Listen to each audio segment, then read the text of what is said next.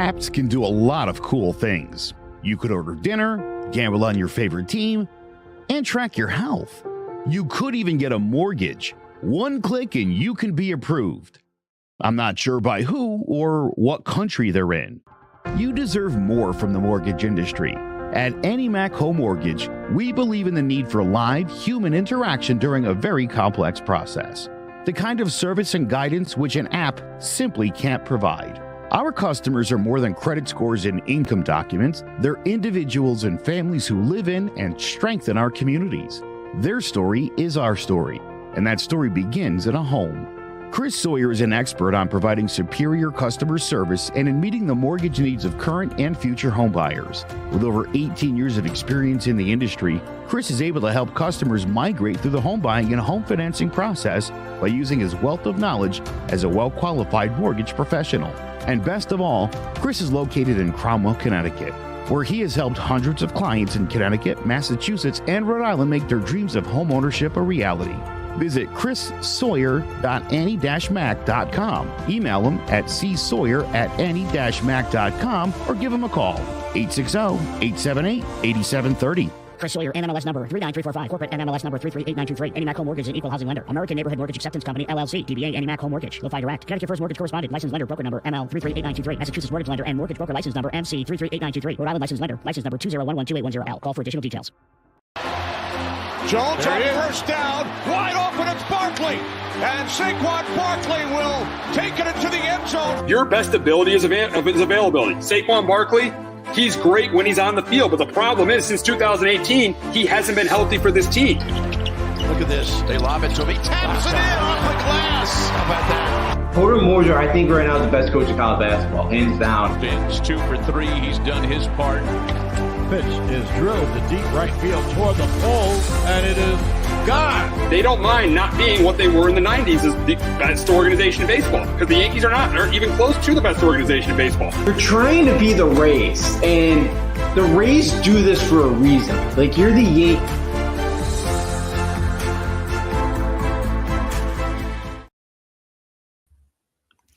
Welcome to Sports Talk with R&J. I am Steve Risser, along here with Justin D'Onofrio. And Week 10 is upon us in the NFL. Is upon us, and we got a big game on Sunday afternoon as the Dallas Cowboys, who are 6-2, face the struggling Green Bay Packers, who are 3-6. I think this is a game where I think the Cowboys win. I think they win it by a couple scores. I think they run the football with Tony Pollard. I think Dak Prescott throws a couple touchdown passes.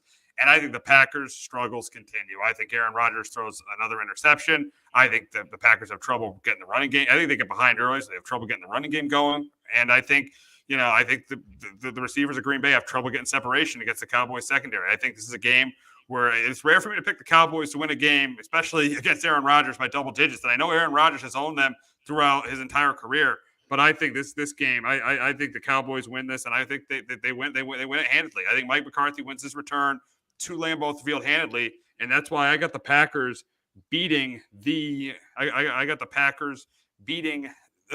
Cowboys beating the Packers 30-17. But Justin, can Aaron Rodgers and the Packers offense get back on track and snap their 5-game losing streak?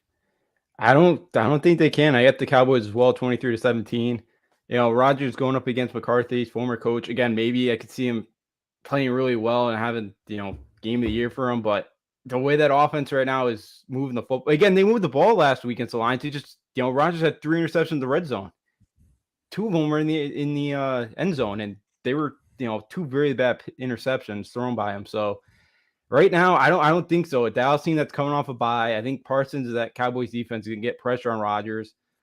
I don't think they're going to be able to run the ball well enough to keep the Cowboys off balance in this game. And I think, Green Bay's defense could maybe, could keep them in this game, but I just don't think their offense right now is going to put up enough points for them to win this football game.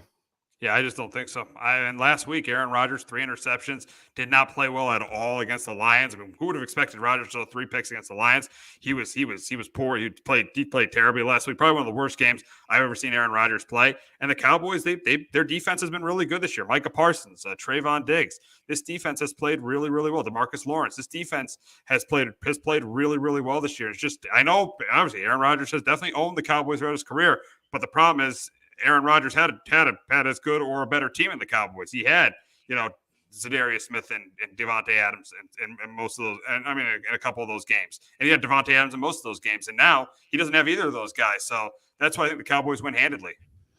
Yeah, I'm with you. I think the Cowboys are the better team right now. Both of what we've seen on the field and on paper right now. The Green Bay just really struggled. The turnovers, Rodgers hasn't played well. They haven't been on the same page, it feels like, offensively. And again, you go on the road last week and you scored 9 points against a Lions team that was giving up 36 points a game at home, and you could score 9 points. I know they had a bunch of red zone trips, but to still only get 9 points against that team on the road, it's pretty flat out embarrassing. Absolutely. And this leads us to our next point, and we're going to talk about how much to blame is Aaron Rodgers for the Packers' struggles. Obviously, he's not completely to blame. You can't blame him completely, but he definitely is part of the problem. I know their run defense is terrible. I know the receiving core is absolutely terrible. I know Matt LaFleur has not ran the ball as much as he should, but Rodgers is definitely to blame. I don't care. You're the quarterback of the team, and your team has lost 5 in a row, and you looked absolutely terrible last week. Yeah, you did. He looked horrible. He does get a big part of this blame. He's supposed to be, he's a quarterback. He's supposed to be the captain of the team. I know you said a couple weeks ago he called out the entire team, and I listened at the show. And again, that's not a leader. You should be out there work because you got a bunch of rookies at wide receiver that they don't have the chemistry with yet. You should be out there with them trying to get that timing and all that going. But I do think he gets a big part of the blame. Again, last year I think he had 2 or 3 interceptions all year, and he had 3 last week. And again, most of his interceptions too are mostly on him. It's not like wide receivers are dropping, it's going into the corner or safety's hands.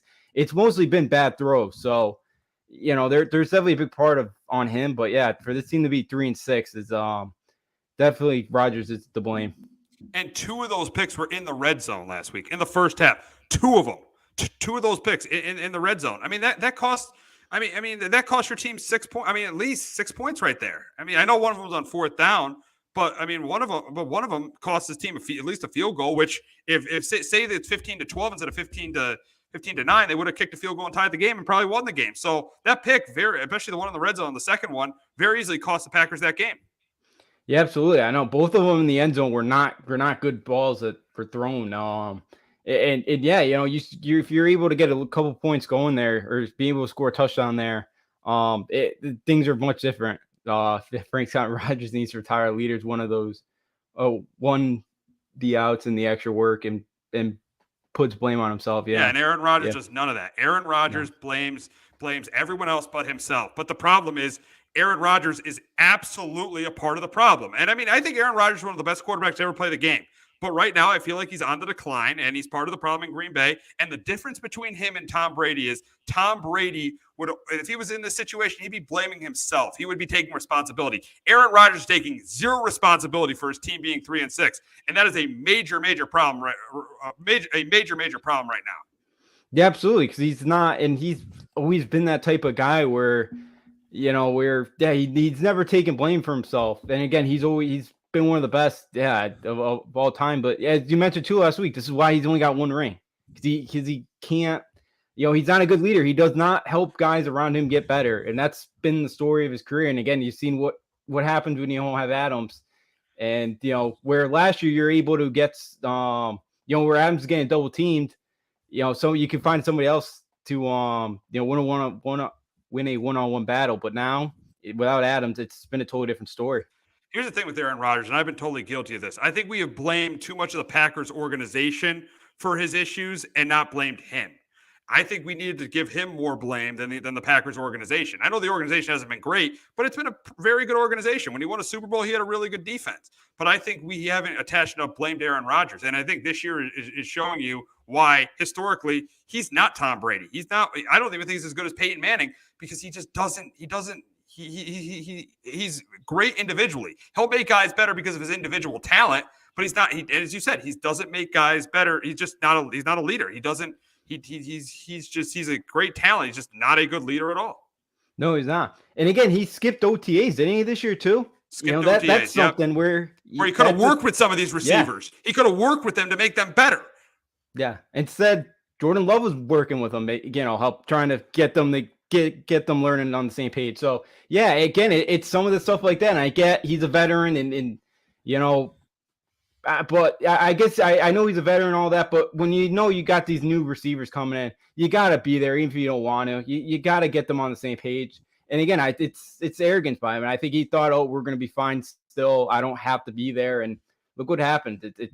They've been horrible, and it's crazy to see how bad it's gone for the Packers, because for how good they were last year to kind of see it all crashing down like this, it's pretty crazy. Absolutely. And yeah, I know Zadarius Smith, but he and Devontae Adams are great players. But the thing is, Zadarius Smith didn't even play that much last year. So basically, they've lost one player. And I know Devontae Adams is outstanding. He's one of the best receivers in football. But losing one guy on a football team should not mean your team drops off this much. No, it shouldn't. It really shouldn't. I know LaFleur hasn't been, LaFleur's, they've been good under until this year. But yeah, LaFleur hasn't been great this year coaching-wise either. Yeah, you see what Adams could do. Last week I think he had over 20 targets again. He's been a big part of that Raiders offense this year, and for good reason. And yeah, Rodgers just hasn't. And with Zadarius Smith, he put like 1 or 2 games last year. And again, the defense has been pretty good. It's but it's the offense. The offense just can't figure it out. They can't run the football well enough. They haven't ran it enough at times. So yeah, it's just been the offense. It just for whatever reason, it just doesn't seem they're together right now, and it's been brutal to watch their offense, especially last week against a Detroit defense like that. Didn't move the ball, but yeah, just not getting any points off of it. It's very concerning. Oh, absolutely. So we got to get to the next story, big story in the league, and that's the Colts firing Frank Reich, which was expected. I feel like even though it was midseason, it was expected. I mean, I was surprised they didn't do it last year after he wanted to bring in Carson Wentz, and the team didn't make the playoffs, and Carson Wentz was okay, but he wasn't what we thought he was going to be in Indianapolis. I was surprised it didn't happen last year. I'm not that surprised in the move, especially looking at the offense. You saw it on Sunday in New England. It was absolutely terrible. So I don't mind this move, firing Frank Reich. But the problem is the guy they've hired as the interim head coach. Jim Irsay has literally hired a guy who has no experience in coaching in college or the pros. The first time since 1961 with Norm Van Brocklin that they've hired a coach with no pro or college coaching experience to be a head coach. I'm sorry. I wish the best to Jeff Saturday. Great guy. Did a great job as an analyst for ESPN. But I think this is going to be a disaster. I think this is going to be an absolute disaster for the Colts. I think Jim Irsay is putting Jeff Saturday in a position to fail. You can't blame Jeff Saturday. He got the call. He got the offer. You take the offer to be a head coach. I don't care. But I honestly think that there are 2 head coaches, John Fox and Gus Bradley, on the staff. They didn't make interim head coaches. This move makes absolutely no sense. And I'm telling you, the Colts right now are the laughingstock of the NFL. Yeah, that was the hiring of Jeff Saturday was very surprising because, as you mentioned, he's got no experience. And what does that tell the rest? He did play the game. Yeah, he absolutely did. And he was a phenomenal center back in the day. Is Ertz that Irsay, you mean? Does he not? Yeah, Saturday. For Jim Ertz, does he not have any confidence in Bradley or John Fox to be able to interim? Is he just that concerned that he does not think those guys could, what's that saying to the rest of the coaching staff? Your owner doesn't believe he could be the interim. You got to bring a guy that, was a big face in his organization, with Peyton Manning. But yeah, their offensive line's broken. Maybe he can help fix that. But again, it's different. It's different than talking about everything on TV than being on the sidelines calling the plays on Sunday. So yeah, that's the thing that's really weird about this. I was very surprised during time. So he might actually know something. I still think it's a stupid move by the Colts. I absolutely. He did play the game. I get it, but you don't go up and have no college or pro coaching experience and be a head coach of an NFL team. I mean, I don't know how the locker room is going to receive this. This is one of the strangest moves I have ever seen. Yeah, it is. And again, I know their offensive line's so bad. So maybe he could help a little bit. But again, yeah, it's different talking about it on TV than coming in here and trying to teach these guys. It's a totally different world, I feel like. So, yeah, it's a totally boggles the mind move. Again, I think, because I feel like, too, Saturday, this is a tryout for him, and I think Ertz probably may want him to be the future head coach. But again, why don't you bring him on to coach like the offensive line or something. Kind of see how he does there, see how it goes, and then reevaluate in the offseason. I don't think you just kind of throw him the keys like this and try to throw him in the fire. Because, yeah, for a guy that's never coached before, this is a huge mess that he's got to come in here and clean up. Yeah, and the team's 3-5-1. The team is not good. I mean, who knows how this is going to affect this locker room? Is Darius Leonard going to play another game this year? I mean, who knows? Who knows what's going to happen with Jonathan Taylor? If those guys are even going to play for the rest of the year, I mean, they'll probably will if they're healthy. But still, I mean, this is just a total. I'm so shocked that they would do something like this. I just am. I know. I mean, I respect Jeff Saturday. I respect his knowledge of the game. But to have no experience and be leading an NFL locker room is, to me, unheard of. Yeah, it is. It really is. It's you don't know how the players are going to respond to something like this.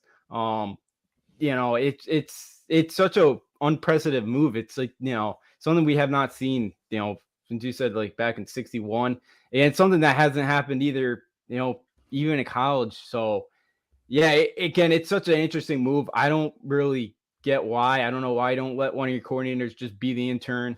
But yeah, it's a move I don't think's gonna turn out. It'll be interesting to see how it all pans out for the Colts. But yeah, it's just it was such a wacky move here that I was very surprised when I first saw that, and I kind of had to do a double check there. Exactly. Now getting to the game, the Colts play the Raiders on Sunday. Funny, McDaniels, who accepted the job and then rejected the job. Now they're facing his team this weekend. Even though McDaniels has done a forward job with the Raiders, I can't see how he loses this one. I think this is a blowout win for the Raiders. Parks Frazier is the offensive coordinator. He's never even called plays before for the Colts. I think it's going to be a disaster. Even though the Raiders defense isn't that good, I think it's going to be a disaster on offense. And that's why I got the Raiders winning this one big. I got them winning at 27-10. But Justin, can Jeff Saturday get a win? Can Jeff Saturday get a win in his first game as a Colts head coach? I don't see it, even for how bad the Raiders are. I got the Raiders 20-13 in this one. Yeah, if McDaniels loses this one, McDaniels is probably the next one out the door here. Because Ellinger did not good last week. He doesn't look like he's ready for this. The Raiders offensive or defensive line only got 9 sacks, and that's something I thought they're gonna have a lot of success with. Again, they should rack up the sack totals this week. The Colts barely got to 100 yards last week against the Patriots. They were horrible. I can't see the Raiders losing this one for how bad they've looked. The Raiders got to find a way to win this one, and I got the Raiders. Yeah, there really should be no way the Raiders lose this game to a team that's just bring a head coach in, just bring a head coach in with no pro or college experience. But one of the biggest games in Week 10 is the Vikings and the Bills, as the 7-1 Vikings face the 6-2 Bills. But the 6-2 Bills could be in trouble because there's a good chance they could have Case Keenum starting in this game because Josh Allen is being treated for an elbow injury right now, which he hurt at the end of that Jets-Bills game. But I think for this game, I'm assuming Allen will play but not be completely 100%. So I think it's a close competitive game. But I do think the Bills force a turnover from Kirk Cousins. I think they contain Dalvin Cook. That's the biggest key in this game. Can the Bills contain Dalvin Cook? They couldn't contain the Jets' run game last week. That's why they lost that game.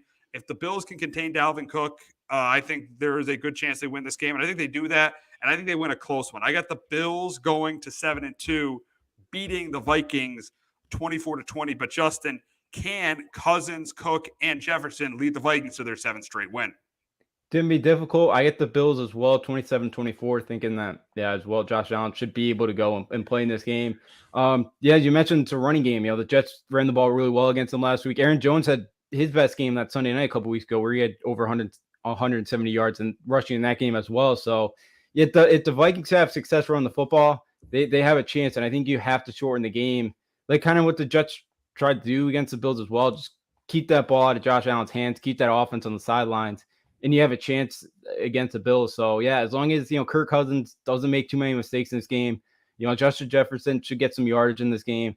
I think the Vikings are able to keep up. I don't think they're going to be able to, I think, they're just not going to be able to put up enough to beat the Bills. I think they hang around, but lose a tight one. We got the Texans heading to the Meadowlands to face the Giants, and I do think the Texans stay in it early with the running game with Dameon Pierce. I think Dameon Pierce has a good first half, and I do think the Giants do get off to a little bit of a slow start. But in the second half, I think Saquon gets going. I think Daniel Jones throws a couple touchdown passes, and I think the defense forces a couple turnovers from Davis Mills, and that's why I got the Giants off their bye, going to 7-2 and beating. I'll be at the game. I got the Giants going to 7-2, beating the Texans 28-13. But Justin, can Dameon Pierce lead the Texans to an upset win in the Meadowlands? I don't think so. I get the Giants win this one 23-14. Yeah, I think the Texans could have success running the ball, but I think Mills, if they want to continue to have success and win this football game, Mills is gonna have to be able to throw the football. They're gonna have to play action. But I think the Giants shut that down. I think Mills throws a pick or two in this game to help out that Giants offense. I don't think there's enough. I think the Giants find a way to slow down Pierce enough and be able to get that victory. We got a big game in Germany as the Seahawks take on the Bucks. We got the two first place teams, but who would have thought they would have the records they had? Who would have thought the Seahawks would be 6-3, and who would have thought the Bucks would be 4-5? So I think this is a close, competitive game. I do think the Bucks defense contains Kenneth Walker. I do think they do a good job containing Kenneth Walker in the game. I do think they do. I think it's close and competitive. I think there's a turnover each way, but I think this game is close. But just like last week, I think it's tied up. I think this week, I like the Bucks for losing. I think it's tied up with the ball in Tom Brady's hands. I think they drive. I think Tom Brady leads the Bucks on another game-winning drive, and the Bucks win the game 23-20 to go to 5-5. But Justin, can Geno Smith lead the Seahawks to their fifth straight win? I think it's very possible, but I got the Buccaneers as well, 24-21. Geno's played really well this year. They've thrown the football well. They went on the road last week, beat an Arizona team yet again to get the sweep. You never really know what's going to happen in these international games. I think Kenneth Walker, can they get that running going against a good Tampa Bay, team good against the run on defense? I think, they may, if the Bucs could kind of slow that down, try to make the Seahawks one-dimensional more. I think, the Bucs in secondary played well. I think they could get an interception or two off of Geno, which will help out Tom Brady in that offense. And I think they're able to do enough. But for the Bucs too, Evans too, he had 4 or 5 drops last week. I know. So he was bad.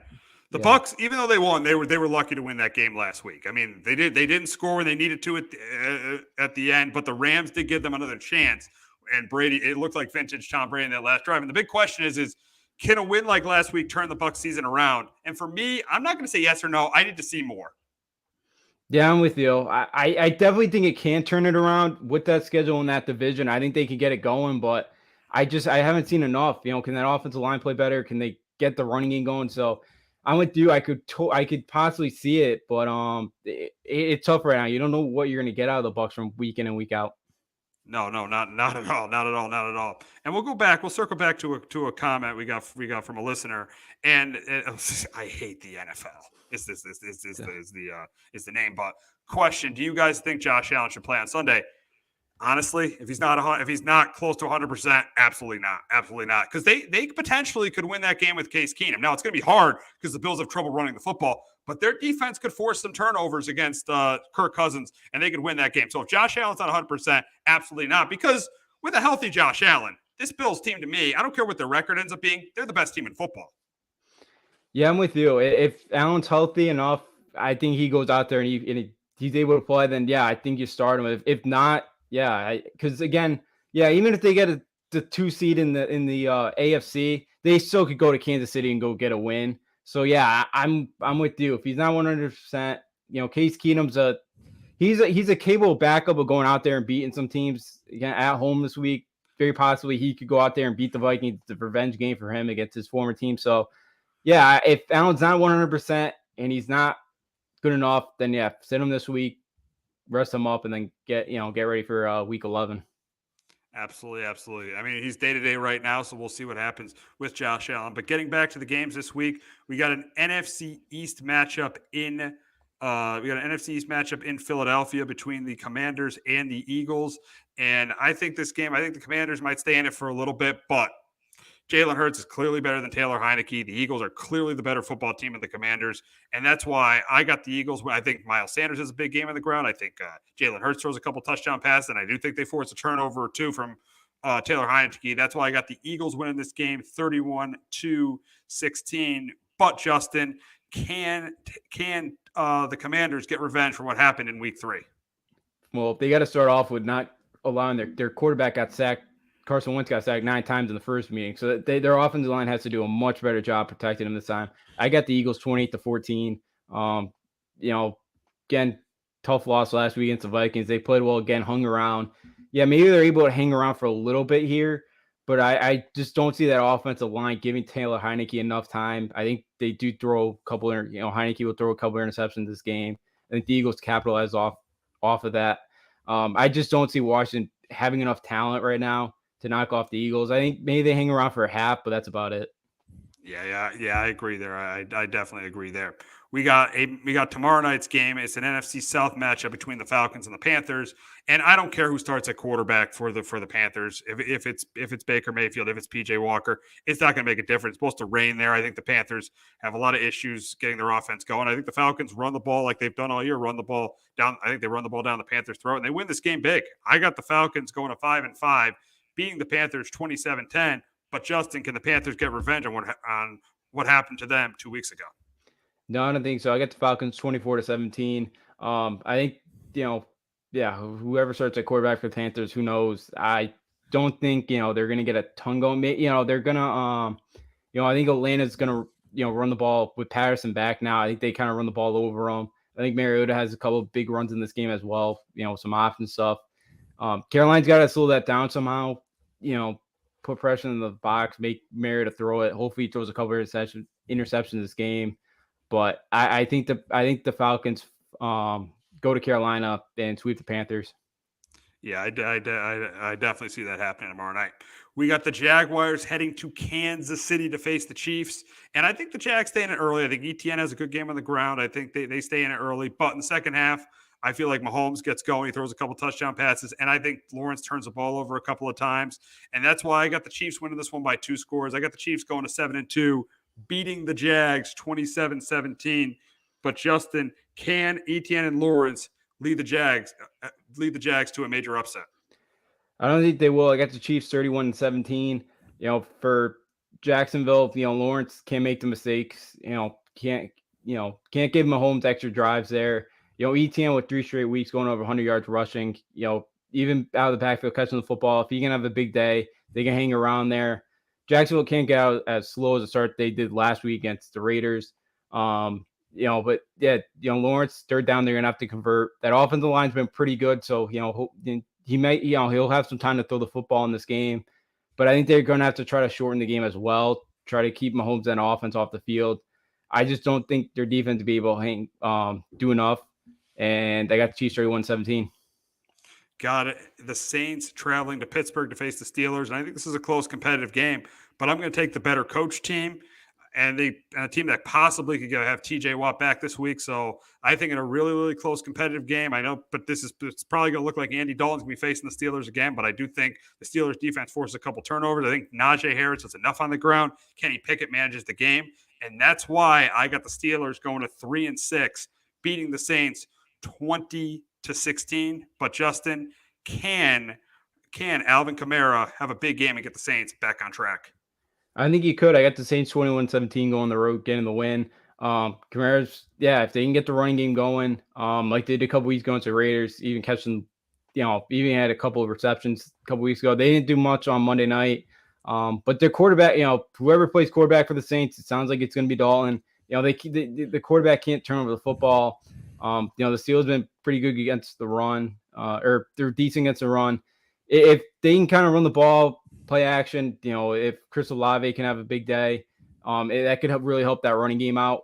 I think they were able to do enough. I think Kamara, has a couple of big carries in this game and put the Saints up on the Steelers. And we got a comment. Man, it seems like the Chiefs' defense is really good after halftime. That's a good point. Last week they were excellent after halftime. Last week in the Raider game, they were really good as well after halftime. They also had that pick 6 in the Charger game. So yeah, their defense, the Chiefs' defense, isn't great, but it's definitely good enough to win a Super Bowl with. Yeah, absolutely. And I think that's kind of been the thing last couple of years with them. Again, I think, it's adjustments at halftime, kind of figured things out after the first half. So yeah, the Chiefs defense definitely won't. It's good enough to help them, win a Super Bowl, especially that offense. They don't, there's days where they give up some points and, the offense has a good chance of bailing them out. So yeah, the Chiefs defense is definitely good enough to win a Super Bowl. Oh, absolutely, absolutely, absolutely. That's a really good point by our commenter there.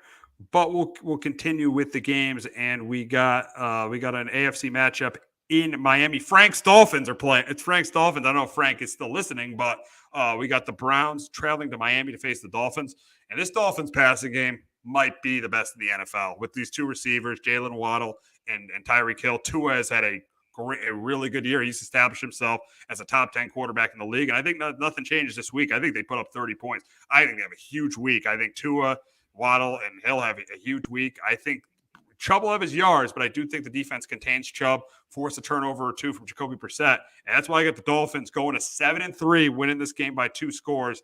I got the Dolphins winning 31-20, but Justin, can Chubb and Garrett lead the Browns to an upset win? I think they possibly could. Garrett gonna have to get pressure on him. I got the Dolphins win this one 27-20. The Dolphins offensive line's been all right. They getting up 17 sacks in the year. If Garrett can come in, wreck the game. If the Browns could kind of, try to kind of hide some stuff defensively, bring a late blitz or something. Like if they could, go out there and try to confuse Tua, slow them down, then I do think they have a chance of this game. But I feel like, the Browns, they're better when they play from ahead and when they're able to use that running game. And I don't think in this one they're going to be I think it'd be tough for them to play from ahead in this game. So I don't know how many carries Chubb will get. But again, it's the same thing. Like if Brissett can manage the game, and not just turn the football over in this one, I think the Browns have a chance. But I don't trust their defense, the Browns defense right now, to get enough stops against Tua. Yeah, absolutely. Now the Browns defense is not. This is a matchup of one of the worst defenses in the league against one of the best offenses in the league, and that's why I get the Dolphins scoring over 30 points. Yeah, I don't blame you. The Browns defense, a couple weeks ago looked good against the Bengals, but that's kind of been it. Like we just haven't. It's a Browns defense that I thought was gonna be a lot better this year than it has been. This year they really showed. And yeah, I think the Dolphins with that offense could put up some big plays once again this week. Absolutely, absolutely, absolutely. So we got an AFC matchup in Tennessee as the Broncos travel to Tennessee to face the Titans.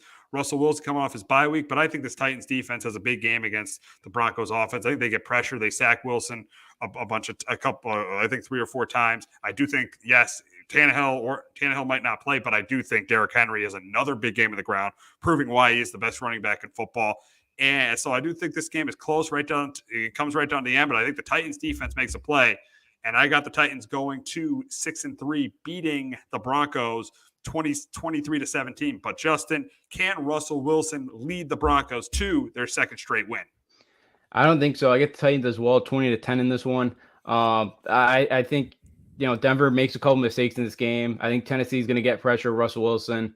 I think Tennessee's pass defense, the secondary plays pretty well, plays well enough. I know they haven't been great this year, but I think the Broncos are going to be one-dimensional. I think they're going to have trouble running the football, and I don't think that helps out Denver's offense in this game. And I think Tennessee's defense and their special teams kind of help out their offense, put them in some good spots in this game, and I think that's why the Titans won by 2 scores. Got an NFC North matchup in Chicago as Jared Goff and the Lions face off at Justin Fields and the Bears, and I think this game's up and down. I think there's no defense in this game. These are right now. I think these are the 2 worst defenses in football. Lions has been the worst defense all year, and the Bears, with the loss of Roquan Smith and Robert Quinn, I think they're right there with the Lions. I think both Jared Goff has a big game. He throws a couple touchdown passes. I think DeAndre Swift and Jamal Williams have a big game on the ground. And I also think Justin Fields has another big game, but he falls short because his defense can't stop anyone. That's why I got the Lions beating the Bears 34-31. But Justin, can Justin Fields stay hot and lead the Bears to their 4th win of the season? I think they do. I got the Bears 20-23. I think Fields plays well again. I think, they're finally letting Justin Fields do what he does best, be able to run the football, and kind of play out of the pocket a bit, and especially with how bad that offensive line is. I think that's definitely helped them, this year. Again, that opens up thing I think for kind of some read option stuff like that, some RPO stuff, which I think only helps that offense out better. And I think Claypool came in and was a nice target there for Fields last week. I know he only had 2 catches, but he had 6 targets. Again, I only see those numbers starting to go up for Claypool the next couple weeks with them. So I think the Bears, that offense, are really starting to kind of find something. Justin Fields is starting to, really look like he can belong in this league. And I'll take the Bears right now to find a way to get a win at home. And I think it's safe to say right now, Justin Fields is the best quarterback in the 2021 draft class. Trevor Lawrence, he's been good at times, but he loses a lot of games. And you saw that terrible interception he had last week against the Broncos, not throwing the ball in the end zone against the Giants. So Lawrence definitely makes plays to lose games. And we know about Mac Jones and Zach Wilson. I mean, Mac Jones has regressed this season. I know there's circumstances around that, the coaching and the talent around him, but Mac Jones has regressed this year. And Zach Wilson, we saw in that Patriot game, when he has to make plays, he has trouble. So I think it's pretty safe to say, right? And Davis Mills, he's in a horrible situation in Houston, but I don't think he's played as well as Justin Fields. So right now, I think it's safe to say Justin Fields is the best quarterback in the 2021 draft class. Yeah, I agree. The last couple of weeks since that Patriot game, he's played really well. And the way he's been able to run the football, again, still not a ton around him, but it's starting to get a little bit better for him. That's definitely helped right now. And yeah, Lawrence has just been very up and down. He looked really good the first couple of weeks of the year. And then since then, Denver game, kind of lost on that game. Last week, they got kind of lucky that they just played a Raiders team that just self-destructed like they do week in and week out. And then, for Zach Wilson, the Patriots kind of really is, when he's got to make plays, he just had not been able to do it. He's not great in the pocket, and he just tries to make these throws that he still thinks he's in college with. And Jones, it's tough right now because he's got less than 2 seconds to throw a football. So, he's regressed. And again, the offense, I think it's been back-to-back weeks where there's been a guy on defense calling out your plays because they're that basic on offense. So that doesn't help Mac Jones either out because they don't really let him audible out. So, and Davis Mills, I think, could be a bottom tier kind of starter, maybe in the middle range. But he doesn't have much to work with right now down in Houston. Absolutely not. Absolutely not. We got an NFC West matchup of 2 disappointing teams in LA as the Rams travel to LA to face the Cardinals. And in this game, I think it's a very ugly game between these 2 teams. I mean, I could see this game being in the high 20s, high teens, low 20s. I think this is going to be a very low scoring game. I think there's going to be a turnover each way. I mean, the Rams, their offense is pitiful right now. They can't protect. They can't run the ball. And Stafford has regressed. So I think this is a really, really close, low-scoring game. But I got to go with the better coach team and the coach that has completely owned the other coach in his career. It's very hard for me with the way the Cardinals are playing to pick Cliff Kingsbury against Sean McVay. That's why I got the Rams winning a squeaker. I got the Rams beating the Cardinals 21-16. But, Justin, can Kyler Murray Kyler Murray bounce back this week and get the Cardinals their 4th win of the season? I don't think they do. At the Rams 23-16. Now, for starters, he needs to stop carrying the football like a loaf of bread. He's been doing that since Oklahoma. And again, last week, another costly one late in the half there. He's got to stop. He's got to start protecting football. He's got to, he just does not put that thing away when he goes and runs. Again, I think they could have some yardage here against the Rams defense right now, the way they've been playing. But again, the Rams have been good at stopping the run. They've been kind of average against the pass. So I think the Cardinals maybe do a little bit, but I do think a couple turnovers by Kyler Murray, DeAndre Hopkins. Again, how does he do against Jalen Ramsey out there? That'll be a fun matchup. Again, if Hopkins win that matchup and have a couple of big plays, then I think the Cardinals could go out there and win this game. But McVay versus Kingsbury, I think it's like 7-1 or 8-1 in this matchup, and even for how bad the Rams are playing, I don't see the Cardinals out going on the road and beating them. And you're going to get a sneak peek of the Cardinals because in the second half of the year, because they're going to be on the in-season Hard Knocks. The big question is Cliff going to make it? Is Cliff going to make every episode of that show? I think that's definitely in question. I definitely do too. He's not playing the call he's not the play caller anymore, and they still really haven't looked great outside that Saints game. But they forced 4 turnovers in that game, so yeah, they haven't looked great. Again, I think if there's another head coach that gets fired, I think it's probably him. Him and McDaniels are probably the next two, because I know what's his name? Mark Davis has already had 2 meetings with McDaniels, so I don't think that relationship's gonna last long. So yeah, I don't think so either. Especially if things keep going the way they're going. I can't imagine Cliff Kingsbury's gonna make the season.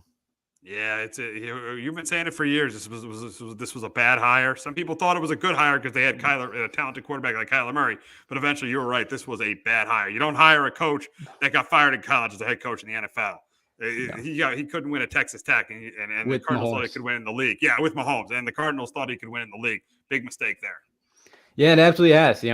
Again, when you have Mahomes, they average 40 points a game, but their defense give up 45. And against Big 12 competition, they just could never get over the hump, and they were always a 5-7, 6-6 team. And yeah, there's a reason why USC, before Arizona came after them, that USC hired him to be his OC, and nobody else in college wanted to be a head coach. So yeah, it shows a lot. I'm not a big fan of him. I think he's like a little bit better than Scott Frost, but I don't think he's much better than that. That's kind of where I'm at with Cliff Kingsbury.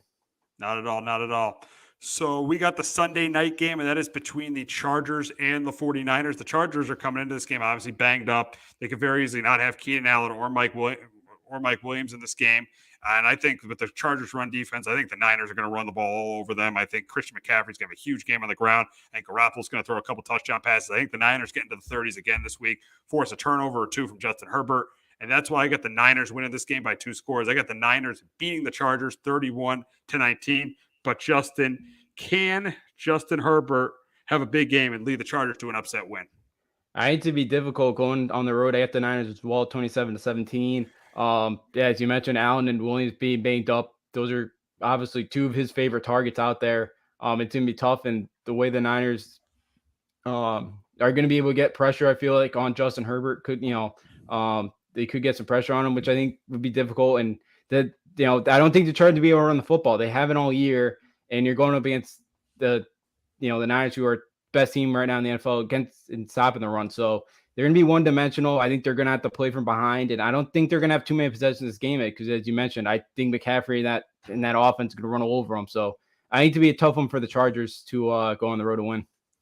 It definitely will. It definitely will be a very difficult game for the Chargers. But that's going to wrap it up on Sports Talk with R&J for this episode. But we'll be back. Make sure you tune in 5 minutes, as we have another episode, and we'll be talking about the Nets hiring Jack Vaughn, the college football rankings coming out, and week 11 of the college football season. So make sure you tune in for that. Jones on first down, wide open, it's Barkley. And Saquon Barkley will take it into the end zone. Your best ability is availability. Saquon Barkley, he's great when he's on the field, but the problem is, since 2018, he hasn't been healthy for this team. Look at this. They lob it to him. He taps it in off the glass. How about that? Porter Moser, I think right now is the best coach in college basketball, hands down. Fins 2 for 3. He's done his part. Pitch is drilled to deep right field toward the pole, and it is gone. They don't mind not being what they were in the 90s as the best organization in baseball, because the Yankees are not. They're even close to the best organization in baseball. You're trying to be the Rays, and the Rays do this for a reason. Like, you're the Yankees.